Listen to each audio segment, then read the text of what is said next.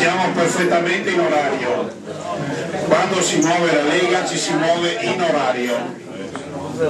E quindi con Luca Zaia, candidato governatore del Veneto, con Angelo Tabaro, candidato sindaco di Portogruaro, con la Francesca Zaccariotto, presidente della provincia, scusate, e con insomma ci sono tutti i livelli istituzionali in questo tavolo: comune, provincia, regione e governo nazionale.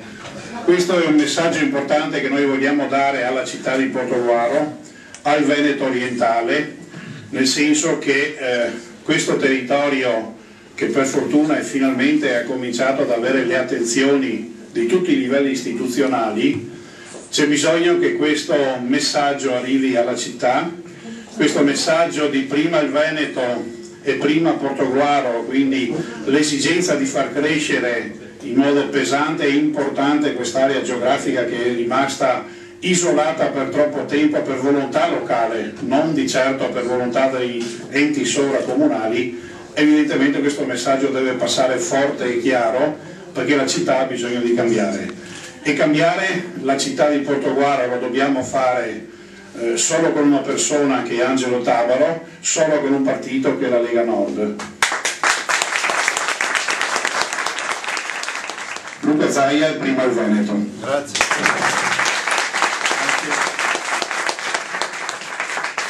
Direi che questo applauso lo dedichiamo a tutti i militanti che hanno lavorato. Scusate, dicevo, a tutti i militanti che hanno lavorato per questa giornata, ma anche a tutti quelli che lavorano ormai da un mese, anche più, per questa campagna elettorale. Un saluto a Francesca, a Daniele e un super saluto al futuro sindaco del Portogruaro.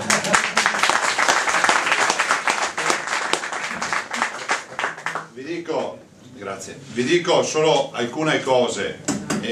Angelo prima diceva giustamente, qua c'è la filiera, perché partiamo dalla regione, la provincia, il comune, i consiglieri regionali, cioè c'è la volontà di portare avanti questo territorio. Penso che la vera sfida che si è accollato Angelo è quella di fare in modo che questo non sia sempre più la periferia del Veneto, è la mia stessa sfida. Insomma, io vengo da una periferia del Veneto, voglio ricordarvi che io non vengo da una grande città e fra l'altro baricentrica al Veneto, vengo da un confine con il Friuli che è Codega di Sant'Urbano, e c'è il mio comune che è praticamente di rimpettaio di Sacile. Questo per noi significa vedere magari il Friuli che ha lo stato. Penso mi sentano? Sì. Dicevo, vengono da un territorio dove si vede, grazie, dove si vedono le differenze, no? Cioè il nord-est non esiste, perché se voi pensate il Trentino Alto Adige è una realtà che ha due province a statuto autonomo, quindi con un'autonomia che c'è più di quello che voi immaginate. La regione Friuli è nostra di rimpettaia, anche quella è una regione a statuto speciale, la regione Veneto è una regione a statuto ordinario. Quindi il nord-est esiste geograficamente come realtà storica, socio-culturale, ma non esiste dal punto di vista di uniformità di norme amministrative, perché noi comunque siamo l'unica regione che lavora un po' fuori mercato. Però la nostra battaglia non deve essere contro qualcuno, sarebbe sbagliato. La guerra tra poveri paga sempre Roma, ricordatevelo. Da Roma, quando vedono i territori che fanno guerriglia, ridono, sono contenti. Perché? Perché pensano sempre che finché si fanno guerra tra loro, sti quattro mone del nord, non si combina niente. Allora perché noi diciamo prima il Veneto? Intanto perché io ho detto prima il Veneto, perché quando mi hanno chiesto ma lei lascia il Ministero dell'Agricoltura per andare a fare il Presidente della Regione, perché non nascondiamoci dietro al dito, Noi che facciamo tante belle riflessioni sul ruolo civico, sul senso civico, scusate, di andare a mettersi a disposizione l'ente pubblico, alla fine dopo la gente che mi trova mi dice ma il ministro Valdepino è il presidente della regione. E invece io dico prima il Veneto, perché prima viene la mia regione e dopo viene il Ministero dell'Agricoltura. E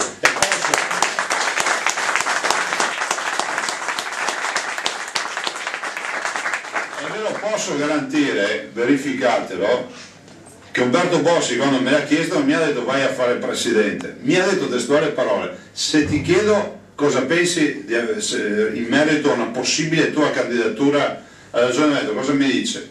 E io ho detto beh, che lo faccio. Potevo anche dire di no, se non si arrabbiava nessuno, però penso che questa sia una strategia. E noi cosa siamo chiamati a fare? Prima il Veneto. Non siamo chiamati a governare solo.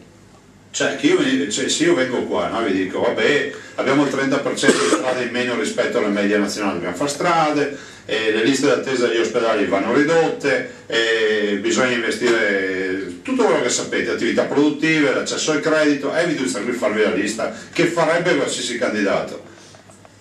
Questo bisogna farlo, cioè non è che un governatore può esimersi da fare sta roba qui. La verità è che noi siamo chiamati per la prima volta nella storia a scrivere una pagina di storia di questa regione e di questa nazione, che è la stagione delle riforme. Se noi non approfittiamo di tutto un sistema che comunque ci dà un momento positivo, non passa più sto treno. Cioè intanto le rivoluzioni non si fanno con la pancia piena.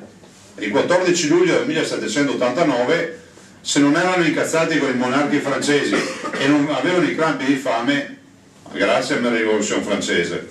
La rivoluzione non si fa con la pancia piena. Oggi noi li sentiamo i campi della fame, no? 390.000 disoccupati solo nel 2009, 8,9% di disoccupazione, imprese che hanno difficoltà a stare sul mercato, le famiglie che sono preoccupate del proprio futuro. Cominciamo a dire, io dicevo a un giornalista, ma cosa sta dicendo? Te lo spiego subito. Metà anni 80, io avevo 14 anni, 15, botta il 20%, ve le ricordate? Governo Craxi, dove bastava ciappare in mano la roba diventava oro, nel senso che economia a go-go, erano gli anni, capito, della Maro Ramazzotti, della Milano da bere.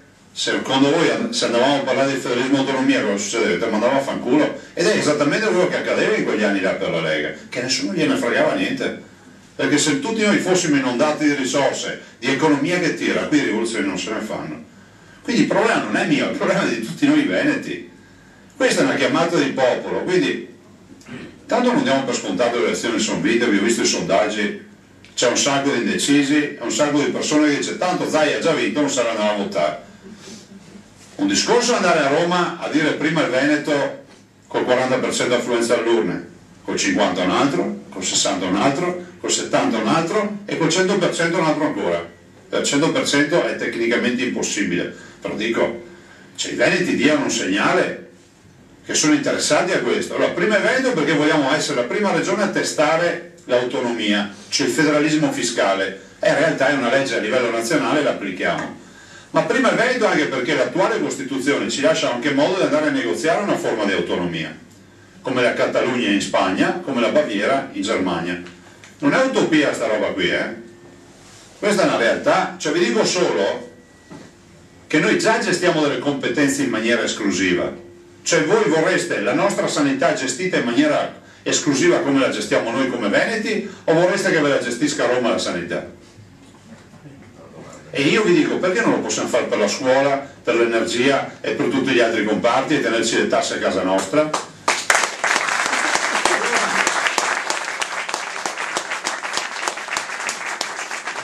Allora, cosa vi dico? Vi dico quello che dico spesso ai giornalisti, no? Cosa faranno i primi 100 giorni? Nei primi 100 giorni io faccio una cosa solo e se non si fa, si va tutti a casa. Ovvero si prende il regolamento del Consiglio regionale, che sembra un'inezia, no? Cioè, Zaia parla del federalismo, parla di autonomia, parla delle strade, parla di sanità e dopo fa il burocrate e tira fuori il regolamento del Consiglio regionale. Sapete che cos'è? Allora, qual è l'idea comune nostra? Che a Roma che mette 100.000 anni a fare le robe, giusto? Bene, il Parlamento nazionale, ve lo dico io, l'ho fatto io. Il presenta un disegno di legge dopo. Ciao Paolo, salutiamo il senatore